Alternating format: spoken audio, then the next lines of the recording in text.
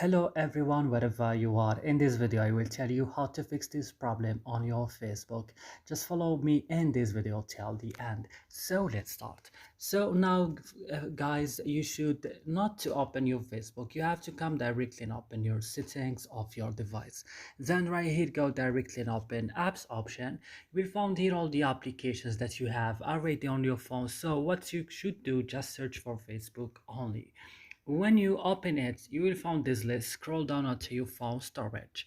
Here, guys, be careful. Don't click on clear data. It will delete your data. Click just on clear cache. Then you have to back and click on first stop and click OK. Then go to battery and allow it on optimized mode as I'm doing. Then you have to back and go to permission. Allow permission or give permission to all of these options right here. Then go to your Play Store. Check that your Facebook is updated on the last version, then restart your phone then. So don't forget to like, subscribe. In our channel, see you next time.